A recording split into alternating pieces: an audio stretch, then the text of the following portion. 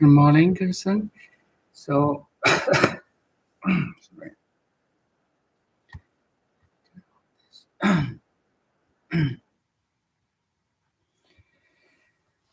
You're reading the one of the most popular definitions comes from Kabat-Zinn, who calls mindfulness the awareness that arises from paying attention on purpose in the present moment. And ancient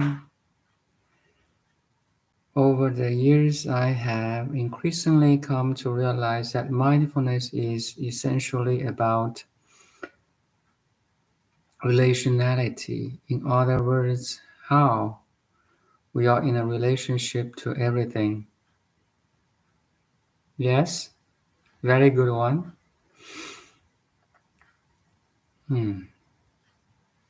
So,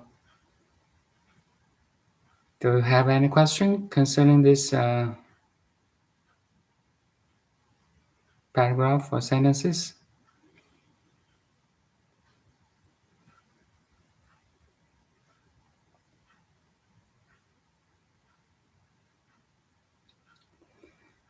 Yes, here is.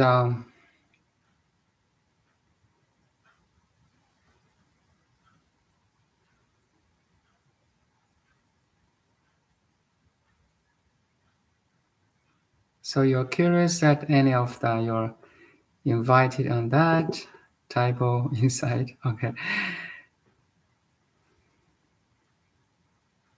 Mindfulness is the awareness that arises from paying attention on purpose in the present moment,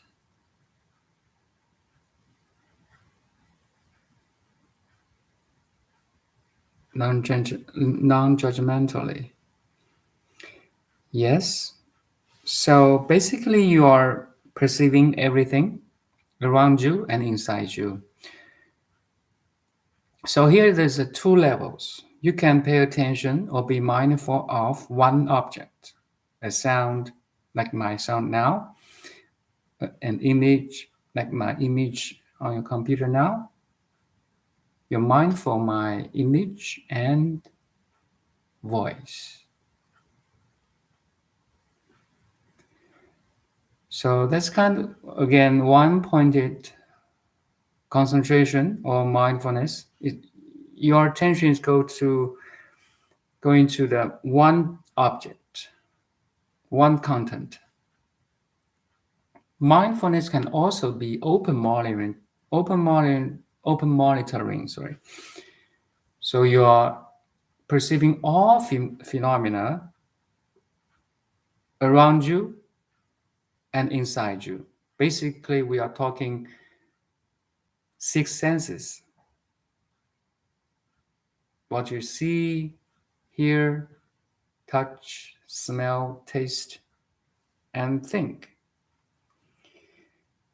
You can be mindful of all the phenomena, yet without any attachments, like without any focus.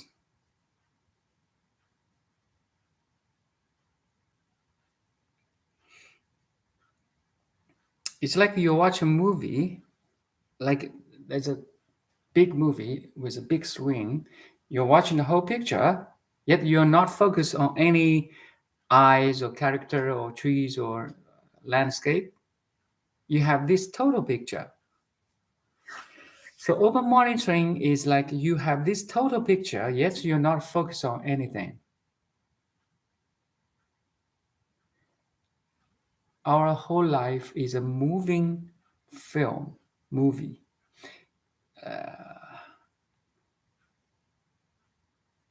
Say at this moment, our movie is a three-dimensional, right? You're watching all of the contents or items of your movie or of your life without any, focusing point. So this is the second level of mindfulness.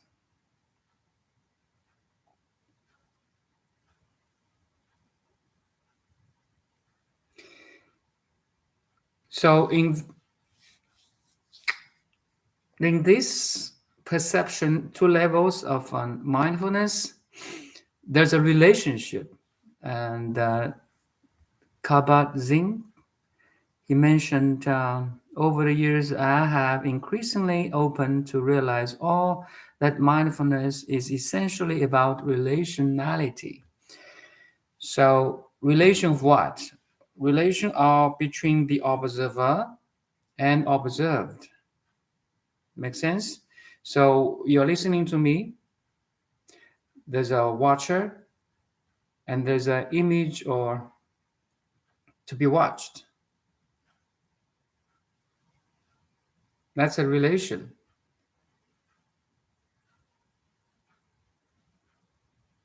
Or you can listen to my sound, my voice. There's a listener and there's a speaker.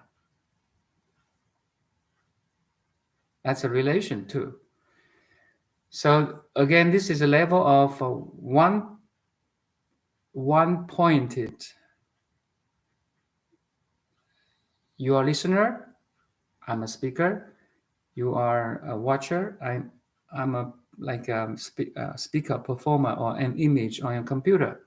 It's a one single relation.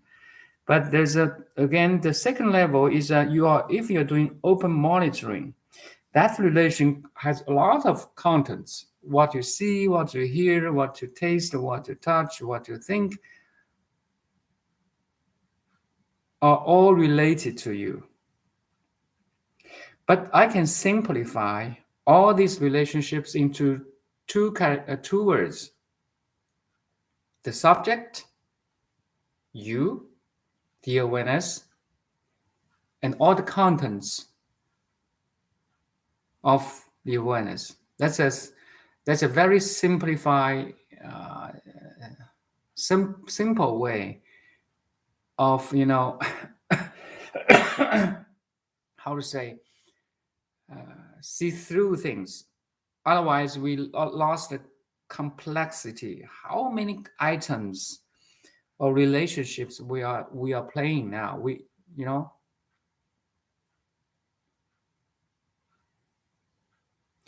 mom, dad, boss, manager, colleague, students, teacher, so many roles, patient, doctor. But I can simplify all this relationship to subject, the awareness, and objects, the one, how to say, the image and the sound, the relation with your family. I mean, with your partner, with your kids, with your parents. All these are the contents of the awareness. So a simple way of looking at all kinds of relationship is the subject, I, the awareness, and all the contents of the awareness. That's a simple way of looking. Once you understand this, you can establish this simple way of looking or perceiving, then everything becomes simple. You, the awareness, and everything that you are aware of. Could be one object, could be two objects, could be two objects means a sound, an image, could be your memory, your reaction to a memory, could be your emotions, could be your situation and your pleasant or unpleasant feeling, right? So all these are put into the one big umbrella contents of the awareness. That's the simple, the abstract relationship.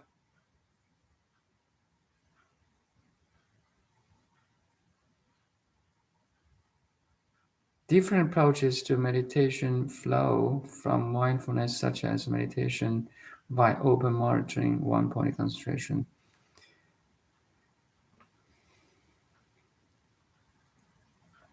It seems there's a different approaches, but they all arrive at same destination. your awareness. That's all. No matter how what technique you are concentrate on your breath, inhale, exhale, inhale. That's one pointed. Or you can read this like Om Banda Guru Bema Siddhi Hong. Om Banda Guru Bema Siddhi Hong. You recite the mantra loudly or silently. That's one type. No matter what they're doing as a meditation technique, all go back to the awareness. That's why I say no awareness, no experience. Meditation is an experience, right? All back to your awareness. No matter, because if there's no awareness, there's no world, there's no understanding, there's no you know feelings, emotions, memories. If you're in deep sleep, do you still have memories, emotions, experiences? No awareness, no experience, nothing at all. That's why all the techniques are traced back to the awareness itself. We have to be conscious or aware. Then this brings back a question or a realization. Okay, no awareness, no experience. Maybe I am the awareness instead of the contents of awareness. So that's a realization. Eventually, you realize you are the pure consciousness behind all the experiences. That's a freedom.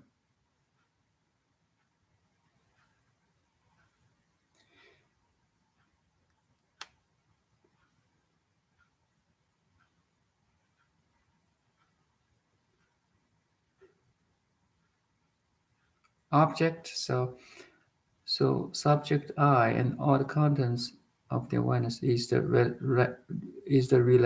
relationality. Simplified way to understand. Yes, you are the awareness that aware of my conversation, my talking, or my sharing. I'm one of the contents of awareness. I'm not you. All this happening now as a voice, as image, as your surrounding is not you. It's part of you, or you can say it's part of you, but it's not essentially you. Why I'm saying that? Because all your contents are changing from moment to moment, from time to time, from place to place, from situation to situation. They are like reflections in a mirror. And all the reflections in the mirror has no essential self.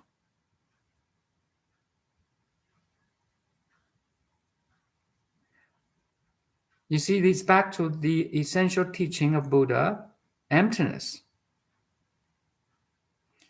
That's why Buddha's teaching is so profound. He simplified the complexity or diversity of the world into one word.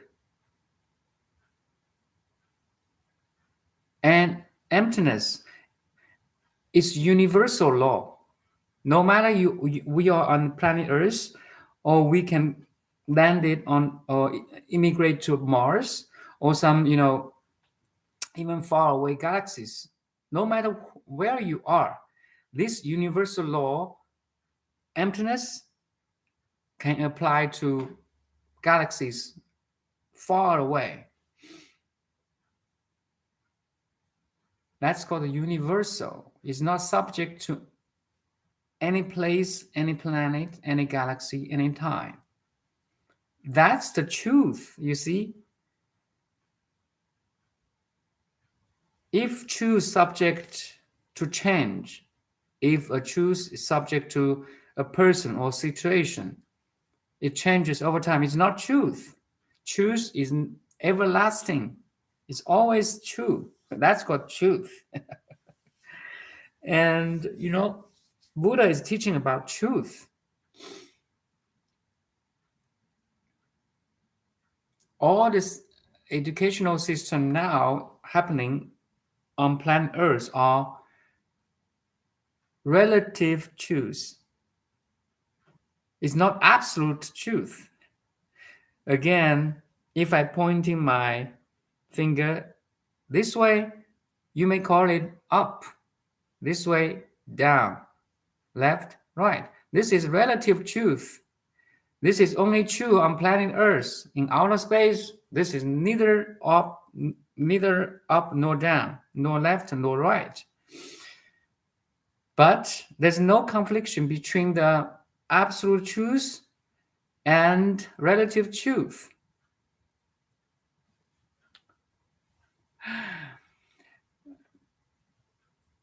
The absolute truth is manifested in this relative truth.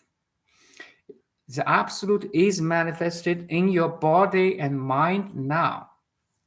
The only thing is, can you be free from this relative truth? Then you reach a level of absoluteless.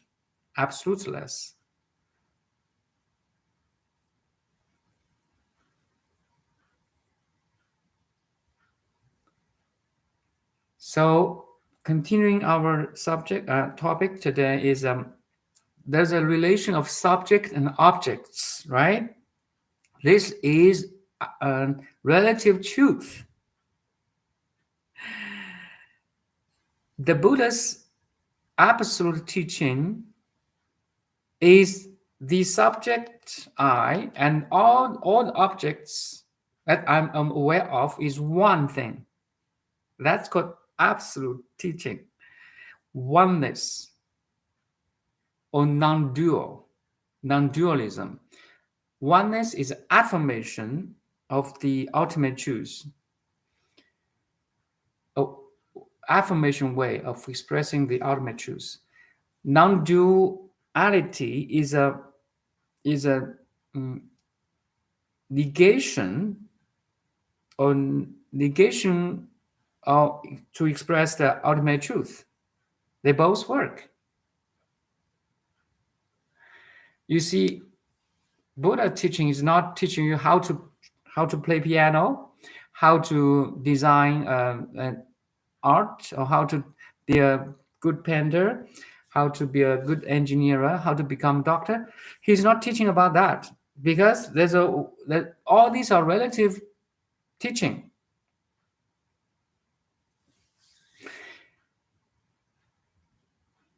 And when I say relativity, there's a relation. There's A and B, right? That's relation. But Buddha's teaching is A is B, B is A. That's very confusing now, or very profound teaching. The observer, you're observing my talk, my conversation, my voice, my sound. You, the awareness, the observer, the subject, is identical with the contents you observed, the objects, the sound, the video, the image, or whatever. That's the absolute teaching. But before that absolute realization happens to you, establish a firm subject and object relation first, using the relative teaching to reach the absolute realization. That's Buddha's way. It's a Buddha's convenient way. It's a concession.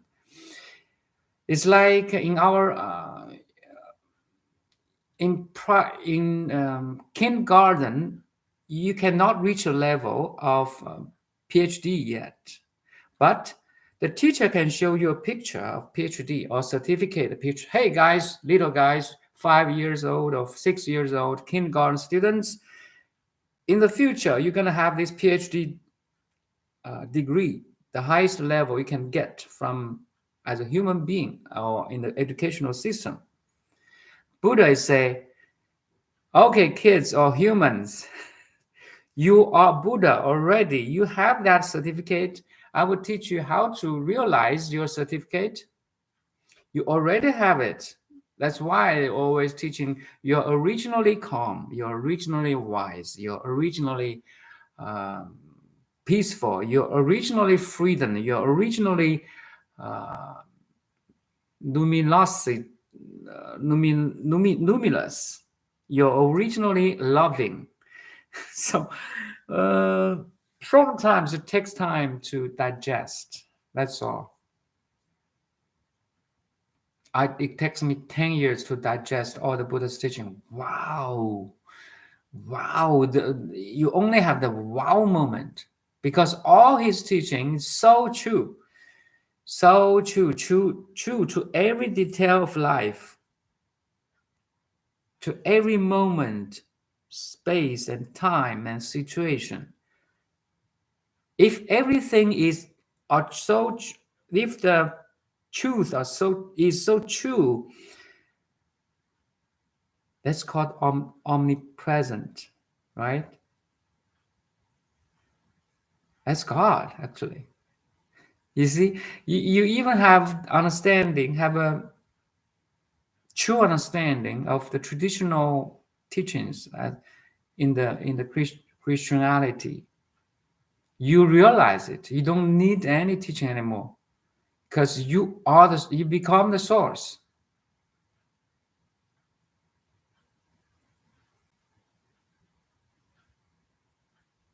And you can understand every different schools of teaching. If every road leads to Rome, once you're standing at Rome, you can perceive every road. That's a beautiful, beautiful realization. You are so confirmed.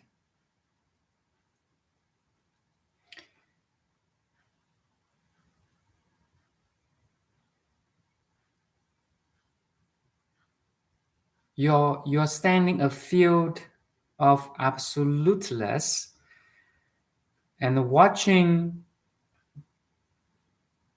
the manifestation of relativity. You are standing in the field of pure awareness, watching all kinds of relationship, people, animal, mother, daughter, colleagues, teacher, doctor. You can see everything so clearly because now you're standing or you are identify yourself as the pure awareness. That's all. You become totally free.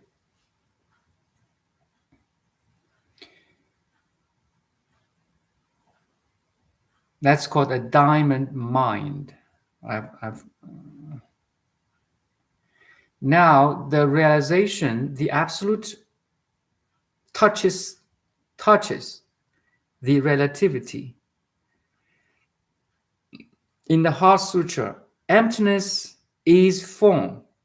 The absolute is manifested as this conversation, as your body mind, as my body mind, as the body and mind of 7 billion people on planet Earth. Also, including the body and the mind of all animals. You see how universal it is. Once you know who you are, you will know who are they, who is she, who is he, who is it. That's called a profound teaching.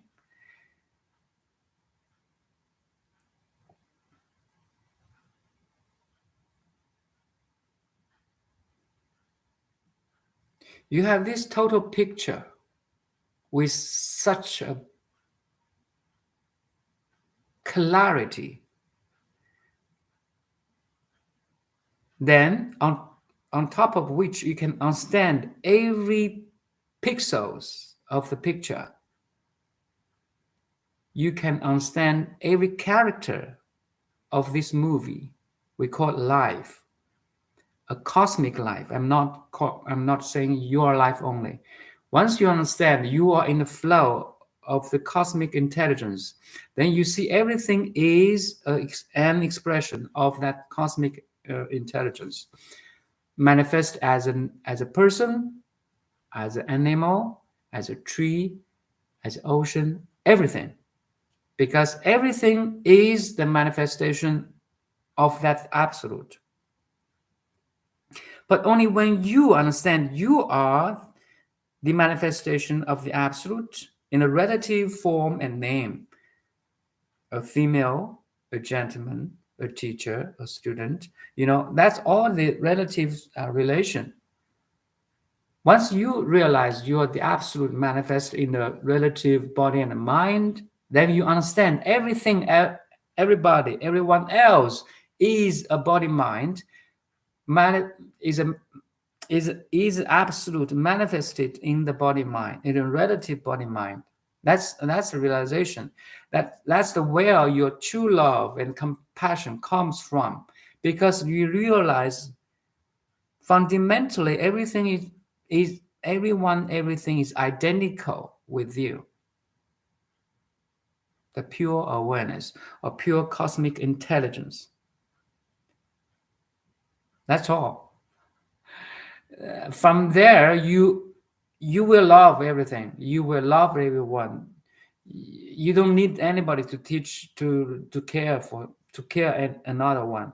No, because now there's no self and other. There's no subject and objects. That's the oneness. That's the non-dual.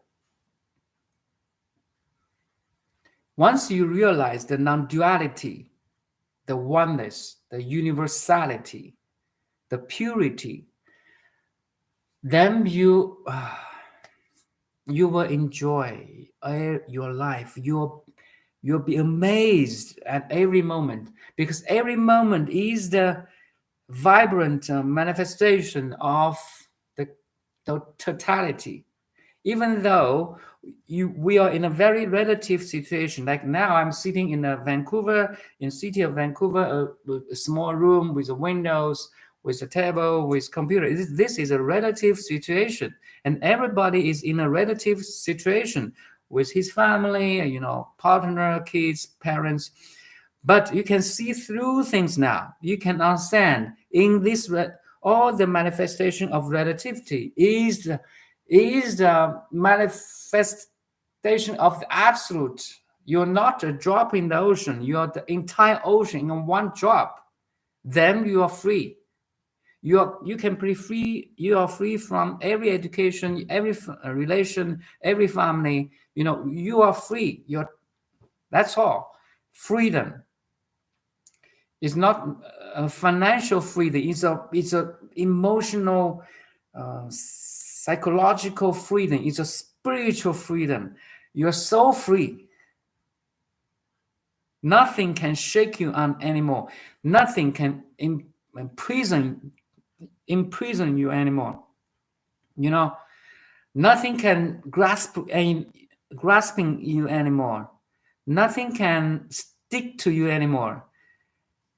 Yet you can enjoy every food, every drink, every relation, every memory, and every thought. Imagine that kind of freedom. You are beyond space and time. You are beyond situation.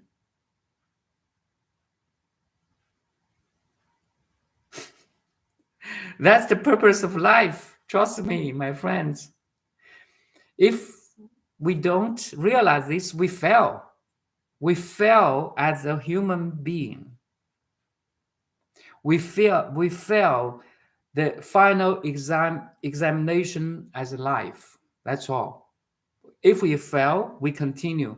We will retake the exam again. That's the reincarnation. If we fail, we reincarnate into another body mind. If fell again, another body mind. That's a reincarnation. That's a word Buddhism is using. But Buddha's essence teaching, even reincarnation is illusion. You project a body and mind. That's all. You project a world.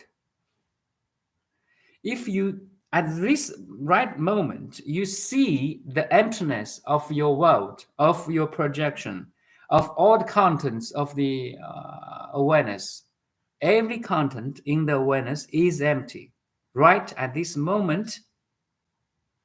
And this moment, there's eternal now. If you can realize the eternal now beyond beyond all the phenomena, and you have that realization or insight or wisdom to see through all the phenomena or the contents of awareness, you reach a level of suchness. In Buddha's teaching, we use a suchness. You are in a total balance between the absolute and the relative. You become a total balance between the subject and object. There's neither subjects, there's no objects. There's neither observer or observing and observed. So profound. There's no worldly teaching can teach you so profound things or knowledge or wisdom. Hello, sorry, I just keep talking. And hello, Dong or Master. I missed the discussion. Is there anything like two souls divided in one body, also called twin flames? You're a lover of twin flames, right? Curious. So it is mine. So is oh sorry, this one. Twin flames. You can play. Twin flames is the contents of the awareness. Okay, in the pure awareness, there's no two. There's no such a thing as a non-dual. But you can play with the dual. You see, once you realize everything, everyone, every phenomenon is empty, there's no true self in it. It does not say you just don't care, don't love, don't play anymore. No, you can play. You can play with magical world. You can play with these magic illusions. You have that playfulness. I don't know, as a kid, as you know, every toy you can play for 1 hour. Even it's just a dog, a plastic dog. You can put on the water for playing 1 hour, 2 hours, right? You can play with your twin flames with yourself, but deep in your heart, you don't identify that one is that thing or that person, that soul is different from you. You see that power of a realization of oneness or non-duality? You can play with it, but you don't attach to it. You don't imprisoned by it. That's all. You still have freedom, but you have freedom to play too. And you can be free from that playing. You reach a level of total suchness. That's all. You play with, I'm playing with this conversation now. You're playing with this listening now. You know. Hopefully that will answer your question. And person curious, so is mindfulness meditation and meditation mindfulness, or are they different, or does one flow from the other, or is mindfulness meditation? So fundamentally, mindfulness and meditation has no difference. Fundamentally, okay.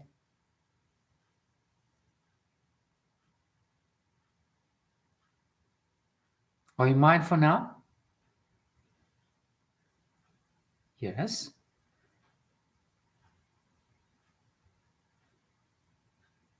But what are your mind off is different. You may mind off a voice, an image, a moving car, or a flying bird, a blue sky, or you're mindful your inner thought, or your feelings, your emotions, your energy flow in your body, or you're mindful of yourself, the pure awareness, self-awareness, self-aware.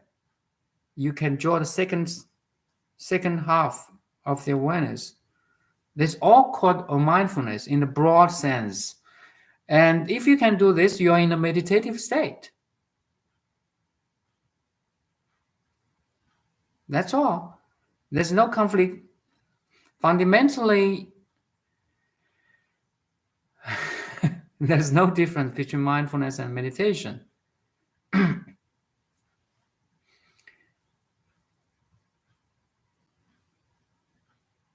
You can go from one object to another object to one other object, or you can go from your awareness to one object, or you can go from awareness object to your awareness, or you can leave all the contents aside and be aware, be self-aware, and at the same time you're aware of the all the contents, and all the contents and the awareness itself is one.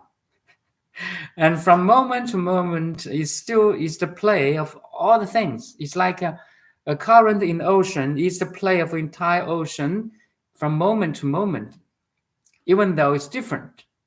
Sometimes there's waves comes up and goes down, and becomes bigger or smaller. It's all the play of totality.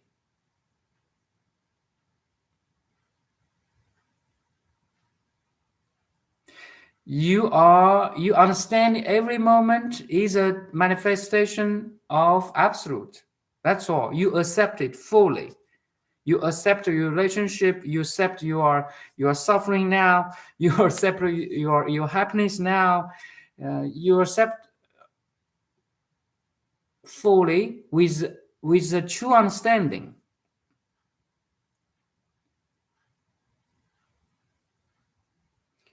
That's why vipassana and samatha and vipassana are one thing. You have to be calm first, then you have the wisdom.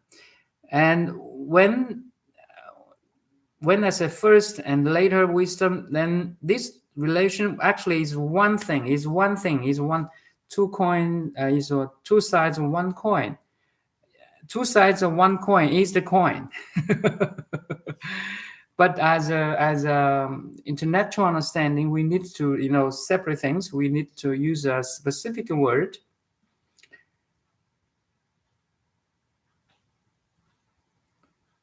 So, Dongli, my dear friend, long time no see. How are you? How's work? How's family? How's your experience today? I'm very good. Family good. Work good. In Buddha's eye, everything is good. Everything is not good. It's perfect. I know how can say perfect? There's so many tragedies, so much pollution, so many crimes in the world.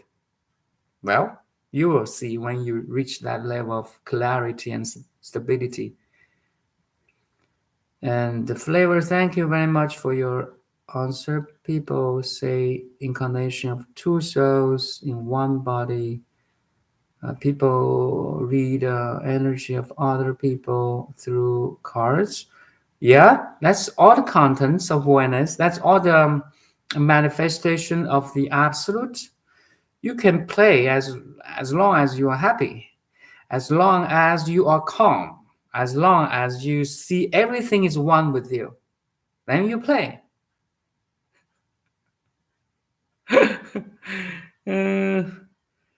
We are so blessed. Anyway, you're playing, you don't stick to it. That's all. There's so many plays and dramas in the world. Yep. Don't stick to the play. Otherwise, we fall into the tricks of the mind. The moment you say that all these incarnation, the souls, the energy, the cards, is the could be a potential tricks of the mind. Can you see that the words, incarnation, body, mind, energy? Can you see that? If you can see that there's a space between you, the awareness, and all the plays of the mind, then you are safe. Otherwise, if you cannot stabilize, there's a space between you and the accountant's awareness, you may fall into the traps of the mind. That's a subtle element.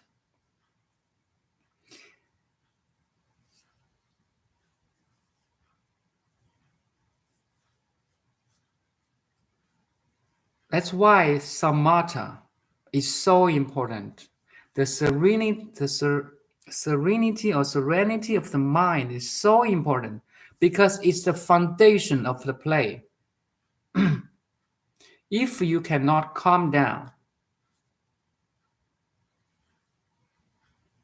you always have a high with a low.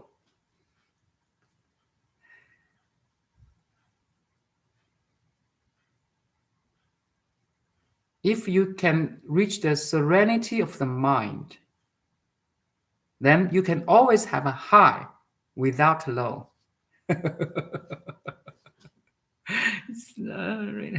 You see, the word reach its limitation. How can a high without low?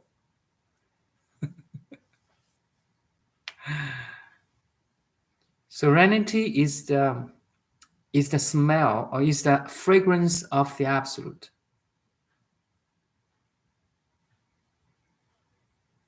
The inner stillness, the inner calm, the inner silence is the attributes of the absolute. It's like you can see a bubble slide, but you cannot see electricity, right? Same thing is here. If you can access to your inner silence, inner serenity, then you are very close to the absolute. Even inner stillness is not the absolute yet. It's the fragrance of the absolute. It's the function of the absolute. As this light is the function of electricity. You know it's there because you can reach your serenity or inner silence or inner stillness.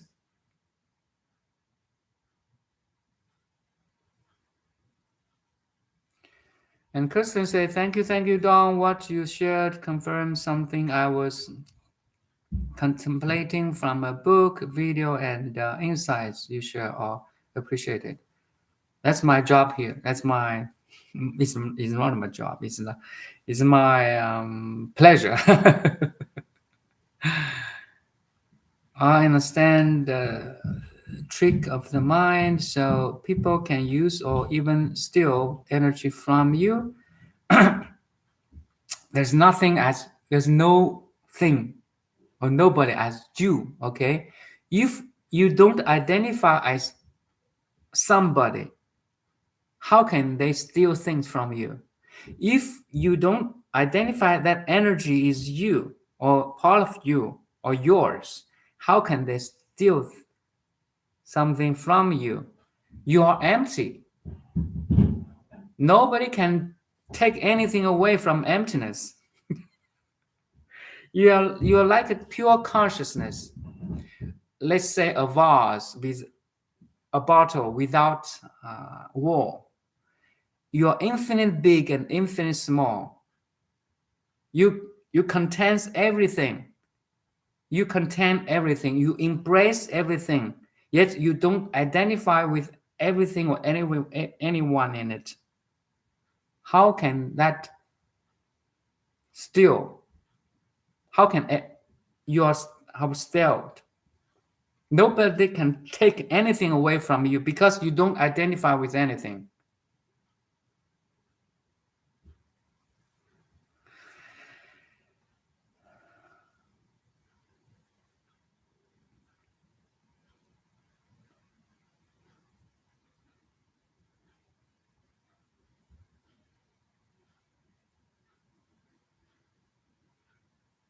Do you allow for people to join the live through videos? Yes, I'm doing a live now.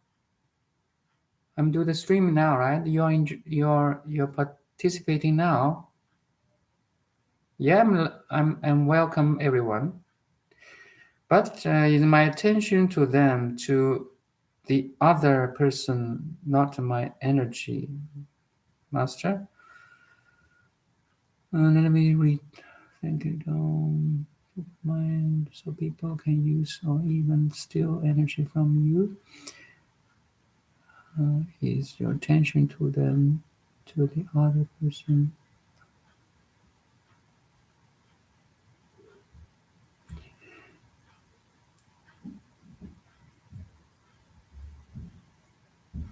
Okay. So you're asking when you have your attention on somebody or something. So you is a kind of energy outgoing. You're losing your energy, right? But you assume that there's a amount of energy here, or you assume that your energy is limited. It's a wrong assumption. You have infinite energy to use, so why not share some?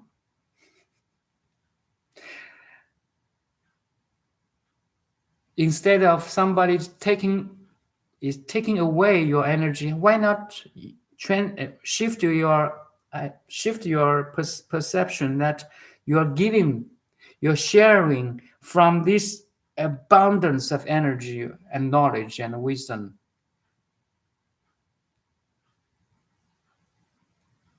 You see, the mind play tricks here. The mind say, "Oh, that person is taking away of my energy, my knowledge away, my belongings away." No, that's a wrong thought or wrong thinking. Mind is trying to protect you, yet damage you. That's all.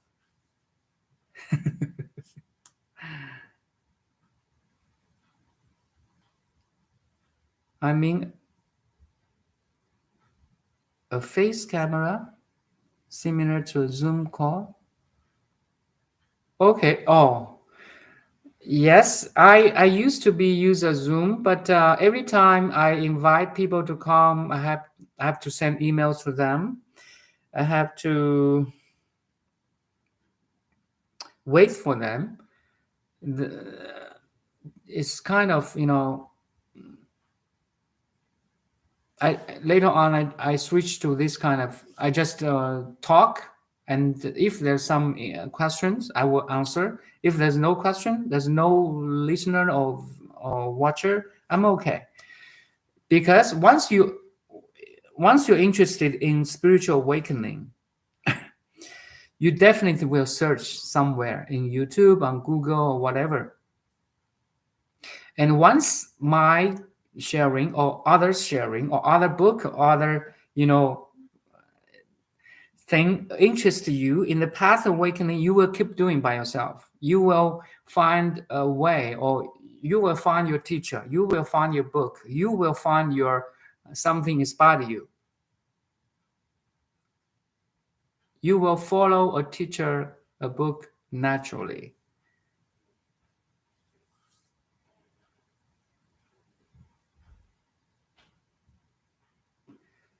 That's what I began 10 years ago. 10 years ago, I started to interested of, step one in the path of awakening. I started to, what is there's a monk talking about observe your thoughts. I have no idea how can I observe my thoughts. So I started to Google, to watch a YouTube video. Okay, step by step, I understand. Okay, this makes sense. This makes sense. This makes sense.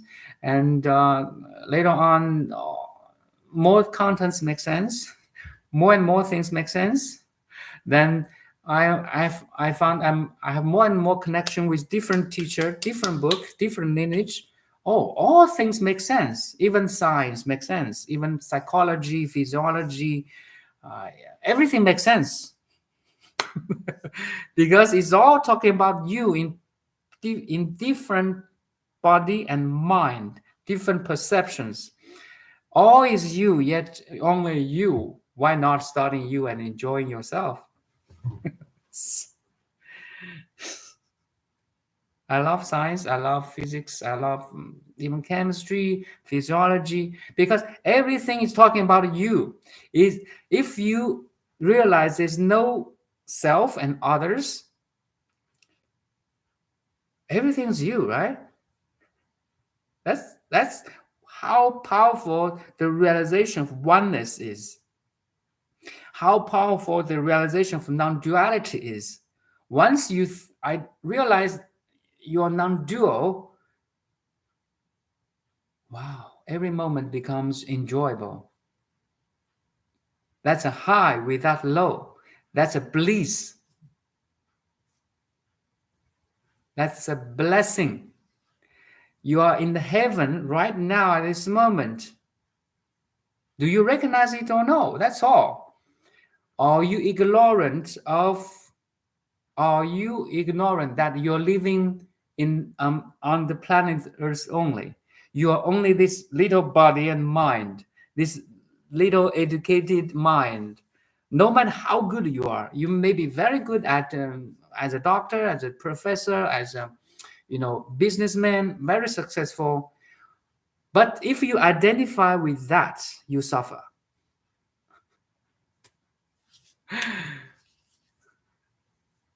That's how profound the Buddha's teaching is. You can become a president of the United States, or king of a country, whatever. If you identify yourself as that, as what you think you are, you suffer. You suffer means you are not free from the identity. You cannot be free from your identification of who you are.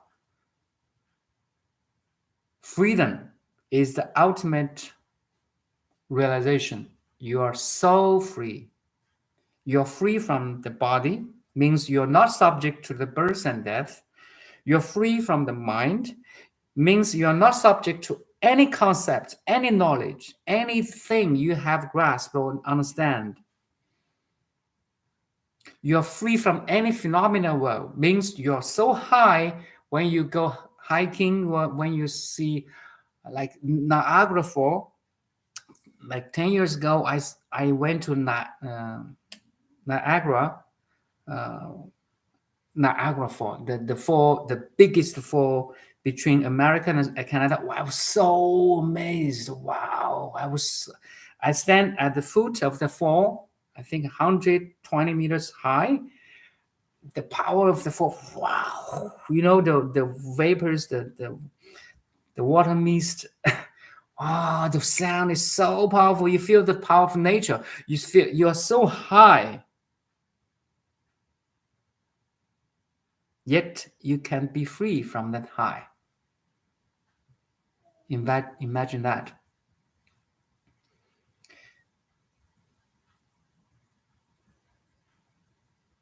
Any highest experience you can realize as a human being, you can be free from that too. At the same time, any lowest experience, okay, I'm so I'm in great suffering. I lose my parents. I'm in great sickness, pain, and suffering. I have no money in the bank. I'm always almost broken. Any lowest experience you can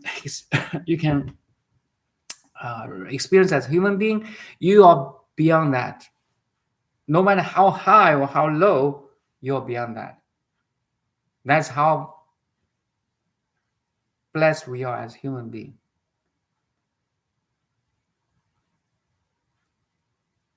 I'm enjoying the YouTube live with a face camera, like a Zoom call. Okay, I think I expressed that. YouTube live cannot have, as far as I understand, this is the, so I can talk, you can listen, but you cannot talk back to me. That's the YouTube. It's not like Zoom, but you can text, you can ask a question. Actually, I prefer this way. You know what?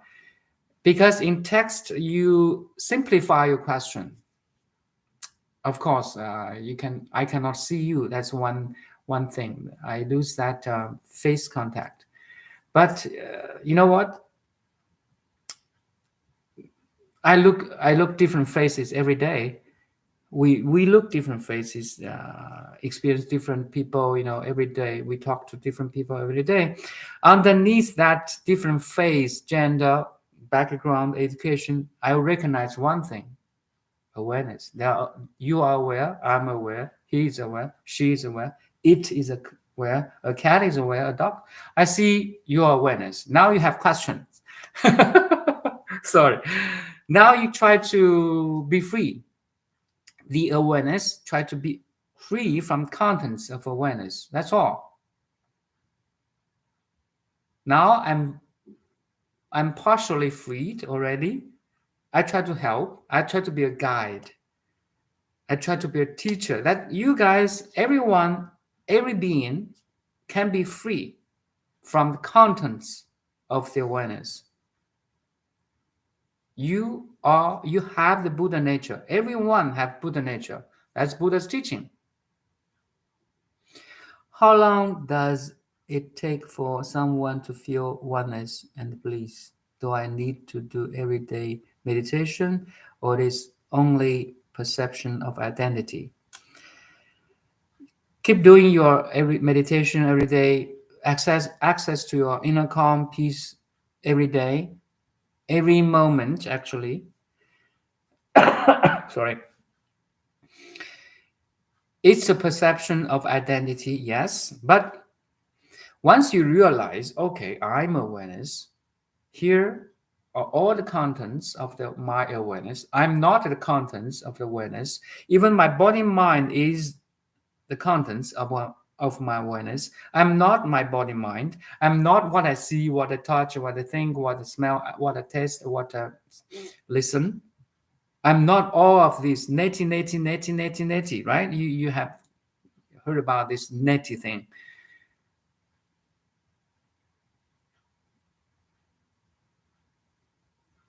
It's a perception. It's a perception identity. You identify yourself as the awareness only. But there's no conflict between the awareness and the contents of awareness. Because you realize you're not all these neti, so you don't care, you don't love, you don't play. No. You don't experience. No, that's wrong direction. Then you fall the trips and traps of the mind again. You should find a middle way. I'm talking about middle way. A middle way between the absolute and the relative, the observer and observed, the subject and the object. There's the form in the Heart Sutra, the epic teaching of Buddha. Emptiness is form. Form is emptiness. There's no difference between emptiness and form. Emptiness is identical with form. That's a total balance. If you look at the yin and yang, the Taoist symbol, the black fish and white fish, everyone looks at black and white. No, between the black and white, there's an S line. There's a dynamic S line between the non-dual and the diversity, between the observed and the observed, between the subject and objects, between the simplicity and complexity. Okay, let's find that S line. Where is the S line? Every moment, every relation, every place, every situation, and essentially, it's in your family.